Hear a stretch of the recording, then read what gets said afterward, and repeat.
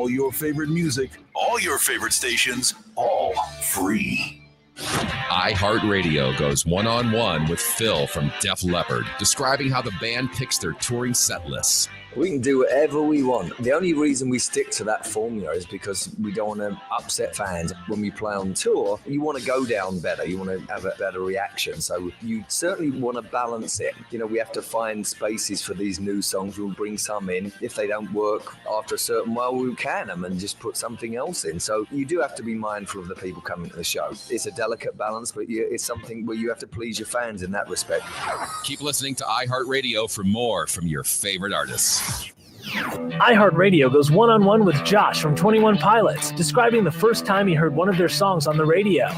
It was in my hometown, and I was driving around with my sister. We were at a stoplight, and the song came on, and I kind of thought it was a CD for a second. And my sister told me that it was actually on the radio, on our big radio station. And the light turned green, and I was kind of mesmerized for a second, just kind of taking in the moment. And then the light started turning yellow, and I'm like, oh, I should probably drive. People are honking and everything.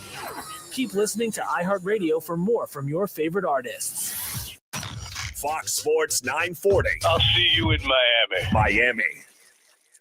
Dan Collins. That's the best back-to-back performance ever. Dan Collins. Where do they rank in history? Dan Collins. From now until dead. Hear Dan Patrick, followed by Colin Cowherd, every weekday morning beginning at 9 a.m. This is Fox Sports 940 Miami. iHeartRadio goes one-on-one with Eric Church to discuss the importance of the live show. We built our career that way. I mean, when we couldn't get anything else to really work, it worked in places, but we could never really get it to work. Work live. And so, I mean, the backs of the fans is how we got here. And when we make an album, I always think about them. You know, I think about in the middle of it, think about that show. I think about that moment. I think about what's going to make them tear their clothes from their body and lose their mind. And that's how we make music. Keep listening to iHeartRadio for more Eric Church and all your favorite artists. Fox Sports 940 Miami, WINZ AM Miami, WZTU FM HD2 Miami Beach, the home of Florida Gators football. 1-0 pitch. Stowers cracks that one out to center and deep. Siri is back. He looks up and it's gone. The Marlins waste no time. Kyle Stowers with a 2-run shot, and they take a 2-0 lead in the first. Miami Marlins baseball is on deck. 2-1. That kicks away from Rodriguez. Hill breaks for the plate. There will be no throw. And on a wild pitch, the Marlins walk it off again. 1-2. Conine lifts out to left field. Tommy Pham working back to the warning track. So is Sawinski. They look up, and it's gone. Griffin Conine to left center. And we're tied at 2 in the 7th. Marlins on deck. Brought to you by ADT, the official smart security partner of the Miami Marlins, and Norwegian Cruise Line. Experience more at sea. Let's head out to the ballpark. Here's your host, Steven Strong. All right, nice job, Carlos. Welcome live from Lone Depot Park in Miami on an 82-degree, humid, and sticky Saturday afternoon. It's been raining on and off all morning, so the roof and the walls are slammed and secure. You're listening to Miami Marlins baseball on the radio, Fox Sports 940 Miami. It's game 32 of 162, and to quote the great Deion Sanders, look good, feel good, play good. The Marlins can check at least 2 of these boxes before first pitch. Miami will debut their City Connect jerseys. Retro Wave is here. We'll have more on them in just a few minutes. The Marlins will try to snap a 6-game losing streak this afternoon as we bring you game 2, the middle game of this 3-game set between the 18-15 Athletics and your 12-19 Miami Marlins. The last time Max Meyer pitched in Miami, he punched out 14 in 6 shutout. He'll toe the rubber for Miami this afternoon as Waldo Beto, who's had a bit of a resurgence since signing with the Athletics 2 seasons ago. Beto, 29-year-old right-hander, makes his 7th start of the season. First pitch set for 4:10 right here on the Marlins Radio Network. Hi, everyone. Thanks for making Marlins on Deck part of your Saturday afternoon with Jack McMillan and Kelly Sacco. I'm Steven Strom. Got a great show for you. We'll first hear from some of the guys in the clubhouse about the City Connects. Jenny Kavanaugh, the TV voice of the Athletics, will join us to preview the middle game. We'll get you at the count with Meyer and Beto. Jack and Kelly will jump in for some back and forth, plus our Expo question of the day at Marlins Radio. And Steve's guarantee to victory. So I told you I wanted to get to, the two individuals, or we actually had three individuals down in the clubhouse today, talk about the City Connect jerseys. So here they were, Connor Norby, Kyle Stowers, and Matt Mervis. I think they're sick. I like the colors. Like I just said, the teals, I think that's Miami baseball. That's Marlins baseball. The pink's a nice little touch. That logo, this logo, I think that might be the best one that we've had in maybe ever, in my opinion. So I wish we would use it more. And I wish we'd bring back the teal full time, but beggars can't be choosers. But it's overall really cool. I love it. Yeah, I think the colors are cool. The design, the meaningful design behind the music scene in Miami is a pretty cool touch. I feel like they're not too different from our normal uniforms, but they have just enough flair to draw a crowd, hopefully, and feel cool wearing them. I like them. I'm a big fan of highlighter colors. I love the bright blue and the bright pink. That's what I got for you. You guys are the first team in Major League history to have an area code donned on your cap. What do you think about that? It's a unique touch, I think. Everyone knows Miami is the 305, Pitbull, the music industry, which is what the jerseys are pretty much themed from, and the history behind the Marlins organization, the 2 World Championships. It's cool, and there's so many different things to do in Miami. There's so many different people. It's a community that brings everybody together, and I think that's what the jersey is really about. I love it. I think that's kind of synonymous with what people think of when they hear Miami. Pitbull really did a good job. We said the same thing. Yeah. I think everyone knows what the 305 is, so I think it's a cool hat. If you had to take any fashion advice from your teammates, who would be the guy you'd take some fashion advice from? Yeah, probably Connor Norby. Yeah, I'd say more of like the reverse of what he does. Don't do that. Thanks for the time. How about that? Kyle Stowers throwing some shade at his teammate Connor Norby, who I respectfully think he has good style. But nonetheless, these jerseys are really awesome. Let me just read you some of the information on here. I do want to give you exact details. Our StreamYard audience, you can see me. I actually do have the City Connect shirts on right now. But they are teal and pink. The teal is woven with the threads of the past infused with the teal that sparked a legacy. And then the pink, the accents of pink, are pretty much represented like the bright lights that paint the city of Miami, where the party never ends. So these jerseys, I think, are going to be a hit if they aren't already. The Marlins are going to look sweet in them. And like we quoted before, the Deion Sanders, look good, feel good, play good. The Marlins need to play good this afternoon to snap a 6-game skid here. They've got the right guy on the hill with Max Meyer. Let's break here. Coming up next, Jenny Kavanaugh, the television voice of the Athletics, will help us preview Game 2, middle game between the Marlins and the Athletics. 4:10 first pitch, back in 2 minutes on the Marlins Radio Network. Miami. In the heart of Miami, there's an energy that runs through these streets. It connects us all. This is where South Florida comes together and the whole world is invited. A city where new horizons blend with retro flair. It's where transformation can happen overnight and championship stories unfold. Past, present, and future. The love for baseball and the mix of cultures create a rhythm that's loud and proud. And this jersey is woven with the threads of our past, infused with the teal of our legacy, and accents of pink like bright lights that paint an electric glow in the city where the party never ends. This gear is a symbol of who we are, bold and united. It's a blend of history and hope, tradition and innovation.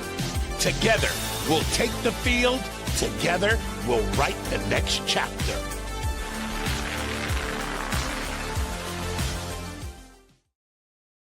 Pitcher Anthony Banda. Now a southpaw Dreyer, his 0-1 pitch. That one is slashed up the gut and through for a base hit. Dane stays hot. He plates Xavier Edwards from third base, and it's an RBI single. Fish on the board right away. 1-0 in the top of the first. 5-5 ball game, top of the 10th. Pitch on the way. Line drive, that's a base hit. Sanchez delivers. It's a gapper. He's rounding first. He'll get at least two. It's kicked around in center field. Sanchez is going to try for third. Here's the relay, and it's not going to get there in time. Sanchez over to third base with an RBI hit, and the Marlins have the lead in the 10th. Designed. Rediscover Miccosukee Casino and Resort online at miccosukee.com. Welcome back to Marlins on Deck here on this Saturday afternoon as we get you ready for Game 2, the middle game. Steven Strom, joining me now is Jenny Kavnar, the television voice of the Athletics. And Jenny, we are unveiling the City Connects. We're calling it the Retro Waves. Yes. What do you think of the color scheme? Take me through it. The roof is closed, but I'm going to need my sunglasses today, I think. Bright, and I love it. That's so Miami. Like, they are so Miami. Good vibe. Like it, got the old Marlin logo in there. It's the 305 hats for me, though. I'm a big area code person, and obviously we know Miami. 305 is where it's at. It's synonymous, and they're the first team in baseball's history to have that donned on their cap. I think it's a good look. Well, it is a good look. It is a good look. Very recognizable. Everyone knows where it's from. And again, like, I'm a big fan. It's not just Miami. Like, a lot of the City Connects have the bright, loud colors. And it reminds me of the color rush from the NFL. I think the next step is maybe hot pink pants for the fellas. I don't know. I would buy into that for sure. Okay, let's get to the matchup on the mound.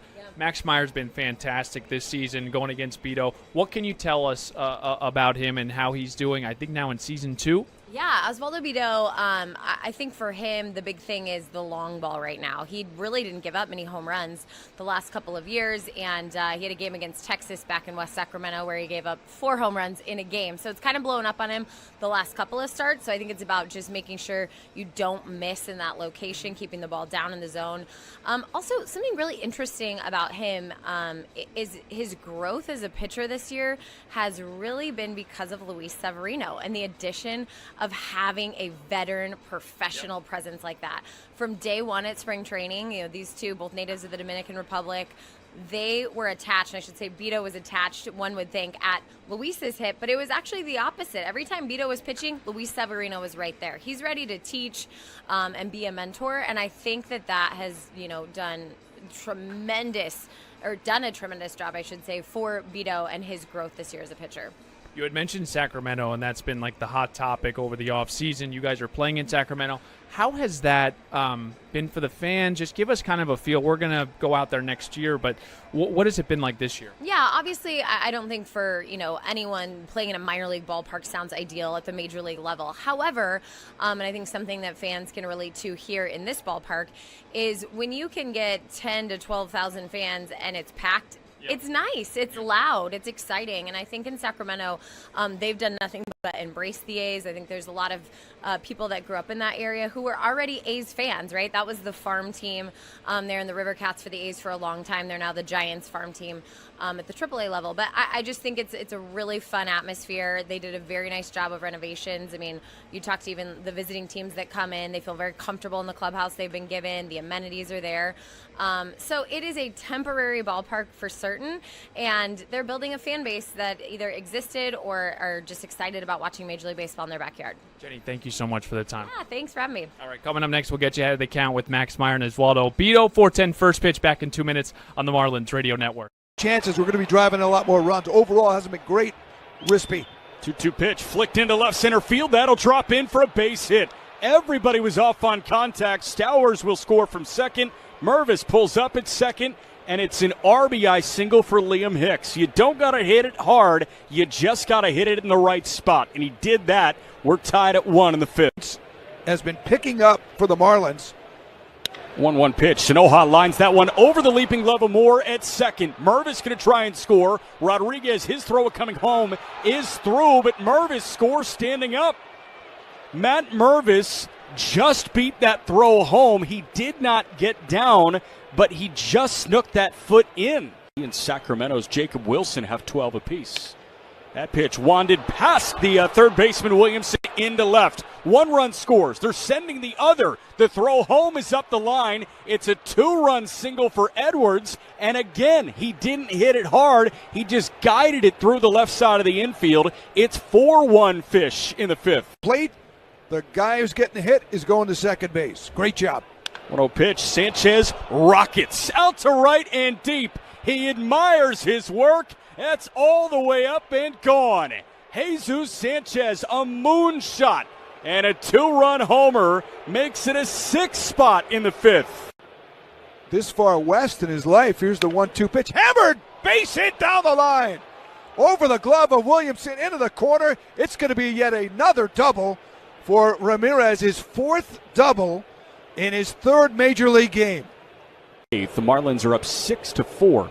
And the 0-1 pitch, he's swinging away and he drills one again. Out to left center and deep. Rodriguez is back. Rodriguez looks up and it's gone. Augustine Ramirez, his first big league homer. Forex is not insurance. Hey, this is Nick Fortes, and you're listening to Marlins on Deck with Steven Strom on the Marlins Radio Network.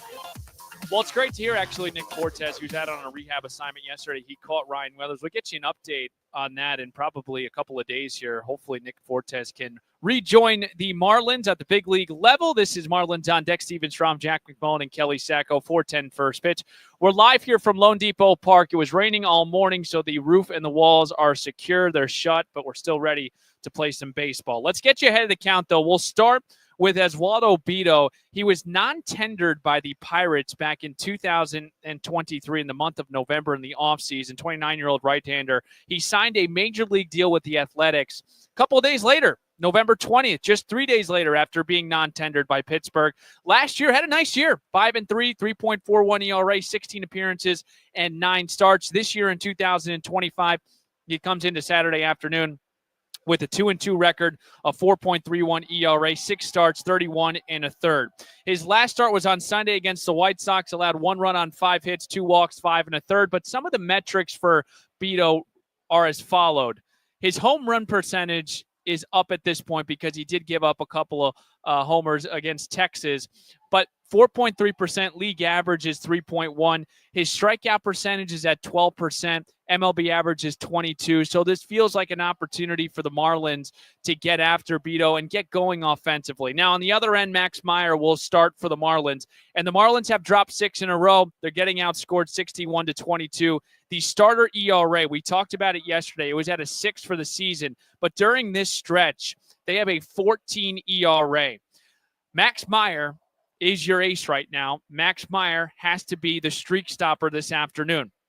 26-year-old right-hander will make his 7th start of the season. He comes into today with a 2-3 record, a 3.18 ERA, 6 starts, 34 innings pitched. He did take the loss on Sunday in Seattle. He allowed 5 runs, which was a season high on 5 hits. 4 walks was also a season high for Max. It was the first time this year he failed to reach 5 innings. His 4 starts prior, though, he'd been dominant. 24 1/3, 2.22 ERA. And the last time he was at Lone Depot Park, we know what happened. 14 punch tickets against the Cincinnati Reds and 6 shutouts. Sign me up for that one. Max Meyer will go opposite Oswaldo Bido at 4:10. We'll break here. We'll get Jack and Kelly on next to preview the middle game, Marlins Athletics, right here on the Marlins Radio Network. We're thinking, hey, maybe he can be a bullpen piece for us as Ramirez charges one out to left center field and deep. That thing is back, and it's gone.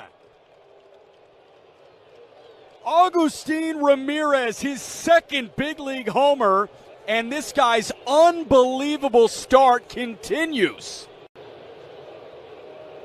Slug of 1-1-2-5, hits one in the air deep to left field, and going nowhere is Arozarena as he looks up, and it's gone. Goodbye, home run. Ramirez has done it again. Arozarena just stood there. He moved 1 foot and stopped as Ramirez this time goes to left field for his 3rd homer and 2nd of the game. Yep, it felt like that was a chess match, and Thornton ended up winning it. But here goes Connor Norby out to left center and deep, and it's a 1-run game. Connor Norby's first homer of the year makes it 7-6 in the 8th. Bonded to the belt. Here's the pitch. Well hit ball, left center field and deep. Going back is Conforto. He's at the wall. It is gone. A grand slam home run for Dane Myers, pinch hitting. Here comes Sanchez. Wagaman hits the plate. Norby to follow. And hitting 3rd and rounding home with a grand slam is Dane Myers, and the Marlins have suddenly scored 5 and have tied the game up in the 6th. 5-5 ball game, top of the 10th. Pitch on the way. Tarifas muy visuales. Después de la prima aplican tarifas regulares. Ahorros comparados a Verizon 5G Internet más una línea Limited Welcome y AT&T Internet 300 más una línea Limited Starter SL. Requiere Xfinity Internet. Velocidades reales varían. Velocidades se reducen después del uso de 30 gigabits por línea. Los límites de datos y los ahorros reales varían.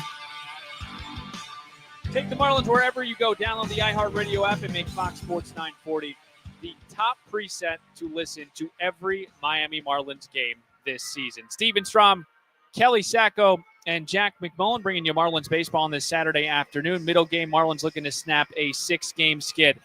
Guys, I'm going to quote the great Deion Sanders. Look good, feel good, play good. We can check off the 2. Goodness. What do you guys think? We'll start here with you, Kelly, about the City Connects. I'm a big fan. I'm a fan from everything from the teal, first and foremost. Are you wearing pink or salmon? It's pink. It looks it doesn't look as pink on this video, but it's pink. I promise you. I'm a big fan of the colors. First and foremost, anytime you bring back the teal, I'm in. Agreed. You very, very rarely are you going to bring back the teal in some fashion that I'm not going to like. And then the pink. I think that I love what the colors highlight. Yep. So the teal with the legacy, and then the pink, which is a perfect, vibrant color to represent the city of Miami and the energy that the city has. So I'm totally in. I really like the 305 hats. Yep. I'm on board with those. The first time anyone who was listening yesterday heard about just how devastated I was as a child when I got the 786 number and not the 305 number. So I might be changing my number soon. That's basically the entire point of this conversation. Jack, what do you think? This is one of the very few times I've ever called a baseball game wearing a T-shirt and not a collar. And you know what? I'm okay with it because the merch is awesome. I love merch. But no, it's a really good look. And what I will say, people have yet to see the helmets. The hats are cool. Yes. The helmets are cooler. Helmets are very cool. I would agree with you. That's the first thing I did. I went into the dugout and I was like, helmets. I didn't touch them, but I looked with my eyes, as like the moms will always tell you. Look with your eyes, not with your hands. Don't touch. Yep. Bingo. But no, I'm so excited for. Hi guys. What do you? You're frozen. There we go. But no, I'm so excited for what people are going to see with this on-field product. And I will just say, just being on field, like during batting practice too, all the merch that all these players are getting too. It's exciting. Yeah, this really nice. This was like one of those like merchandise dumps for all these guys in the clubhouse, and they're fired up about it. Well, we're hoping it brings some charm here because the Marlins have lost 6 in a row, and I think it starts on the mound. And during this streak, a 13 ERA for the starters. And Kelly, I know you had a conversation with pitching coach Daniel Moskis. What'd you take from the conversation, particularly with Max Meyer, who toes the rubber today? I think just as a whole, just how different Max is going into this season, and we have to remember too, just a full off season, healthy, but made a lot of different adjustments during the off season and during spring training that he really believes has led to his success. Just some of the things I have written down is just he added the strength, the reshaping the delivery. We've talked about that a lot too. The new arsenal, and the one that I find the most important, and I did talk to Daniel about this too, is learning how to pitch. Yep. Right. We are in a day and age in baseball where the hard throwing pitchers have become so popular. Yep. But there's this great phrase that says, I don't care how hard you throw ball 4. Yeah. You need to learn how to pitch. And there's something to be said for, okay, you've got all this nasty stuff. How do you use it? Yep. So, and that's something that they really harped on and something that Max was all in on. Okay. Learning how to pitch, and not everything of not just, okay, what do I pitch this guy? But how do I make certain adjustments to make my pitch move? Sure. So if you're missing low, how do I adjust my eyesight? All right, so maybe my target was the catcher's belly button. Now my target, I need to move my eyes up, and the target needs to be the top of his chest protector. So now I can make sure that that pitch moves into the strike zone, and I'm still getting that strike as well. So that was a lot of the things behind the scenes that Max was working on, and we've just seen the proof in the pudding. Excellent stuff, Coach Kelly. We're going to keep going with the pitching subject. Jack, you got a chance to cover Osvaldo Beto in the Indianapolis system. What can you tell us about him? No, I had Beto for, I think, 3 years at that point. And Beto, he's got electric stuff when he's right.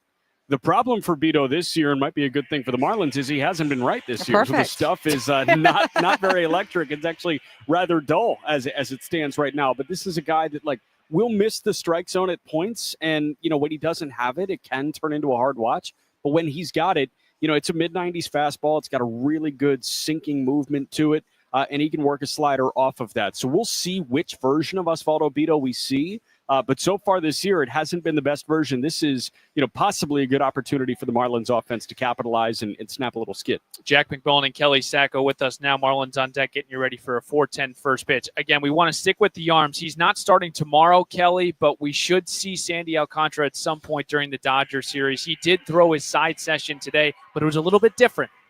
It was, and this one really stood out. First and foremost, we know Sandy's a competitor, so I think that if he could have it any way, it would be to face these Dodgers again for a little bit of hopefully redemption against them after his struggles in LA. Second of all, yes, very different, and I loved this, and I asked Clayton about it. I said, whose idea was this? And he had runners on base. Obviously, giving up stolen bases has been a big thing. We were talking about it before, and I don't know if you mentioned it already. 11 of them. That's second in Major League Baseball of stolen bases allowed for a starting pitcher and for pitchers in general. 11. So that is not a stat that you want to be up there with. And then Sandy doesn't want to be up there. So he's been working on his hold. So he had runners on, and they're trying to steal against him during his side session, which you love. And another big focus had been just getting strike one. So I had asked Clayton, hey, whose idea was this? Was this a Daniel Moscas thing, the pitching staff? Was this a Sandy Alcantara thing? He said it was a little bit of both. It was a conversation. Daniel said, hey, what are you thinking about this? Sandy was all in, and you love that attitude. You love saying, hey, this is an area where I struggle. They are not robots. They are not perfect. That is an area where he struggles. You got to remember, too, he's long and lanky. Yeah. He's got a lot going on there. So that's an area where he struggles. He recognizes it, and he's willing to try different things to improve. I've got to give the coaching staff credit because since 100%. day one of spring training, they've done this simulated, like we're going to go live reps. And even during the regular season, you got to tailor what's going on with how you're doing. And a weakness for Sandy has been holding runners, and those singles are turning into doubles and triples because of the chaos on the base pass. So excellent stuff. Go ahead, Jack. What do you got? One more thing for just real quick to your point, like Kelly, being around this game and just seeing guys on a game day basis. Practice is not really a thing in season, and that was the closest thing to with what practice. time? Right. You know what I mean? Exactly. You've got no time, so that was the closest thing to practice for Sandy Alcantara that we've seen in maybe years in this organization. 100%. That's a great point, Jack. Excellent stuff. You'll hear Jack and Kelly at 4:10. We'll break your Expo question, Steve's guarantee, and then we'll play some baseball. Max Meyer looking to snap a 6-game skid for the Marlins right here on the Marlins Radio Network. In the heart of Miami, there's an energy that runs through these streets. It connects us all. This is where South Florida comes together and the whole world is invited. A city where new horizons blend with retro flair. It's where transformation can happen overnight and championship stories unfold, past, present, and future. The love for baseball and the mix of cultures create a rhythm that's loud and proud. And this jersey is woven with the threads of our past, infused with the teal of our legacy, and accents of pink like bright lights that paint an electric glow in the city where the party never ends. This gear is a symbol of who we are, bold and united. It's a blend of history and hope, tradition and innovation. Together, we'll take the field. Together, we'll write the next chapter.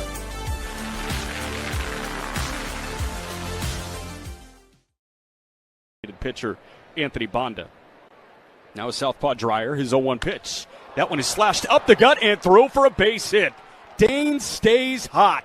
He plates Xavier Edwards from third base, and it's an RBI single. Fish on the board right away. 1-0 in the top of the first. 5-5 ball game, top of the 10th. Pitch on the way. Line drive, that's a base hit. Sanchez delivers. It's a gapper. He's rounding first. He'll get at least two. It's kicked around in center field. Sanchez is going to try for third. Here's the relay, and it's not going to get there in time. Sanchez over to third base with an RBI hit, and the Marlins have the lead in the 10th.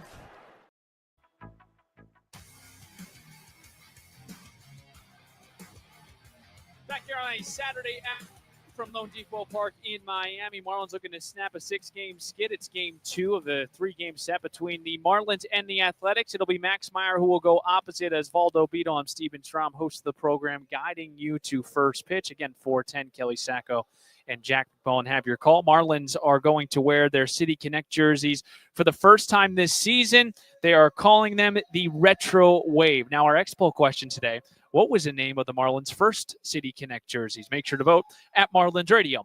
It's time for Steve's Guarantee. Batter up. Batter up. Let's play some ball. First pitch is moments away. Time now for Steve's Guarantees. Well, if you paid attention yesterday, I had a little bit of a blunder. I said I have one guarantee. So what do I go to? I say plural. Steven, plural, it's multiple, okay? Singular is one. So I'm going to go with my single. I'm actually going to nail this. Singular, okay? Steve's Guarantee. I got no guarantees. I have one guarantee. And it's 2 guys in this lineup hit a home run, okay? Let's start with Matt Mervis. Matt Mervis is going to DH this afternoon. We saw what happened to him yesterday. You got to believe karma's on his side today. I like Matt Mervis to go yard today, and I also like Eric Wagman to put a charge into 1. 3 hits yesterday. Those are my 2 guys picking the stick. Osvaldo Beto obviously is susceptible to the home run, 4.3% home run percentage. So the Marlins have an opportunity, hopefully, here to get a lead. We talked about it yesterday with Jack McMullen in the postgame show. The Marlins need to score first. They've got to feel good about themselves, and then they got to put their ace on the mound in Max Meyer. So I think that's a recipe and blueprint for victory and to snap a losing streak on this beautiful Saturday afternoon in Miami. Folks, I hope you got the itch for first pitch, because when we come back, Jack McMullen paints a picture. Kelly Sacco, she's ready to rock. Starting lineups in first pitch is right around the corner. Thanks for tuning in to the Marlins on Deck pregame show. I'm Steven Strom. Let's flip the M together, Miami. Marlins baseball is next. This is the Marlins Radio Network. Step up to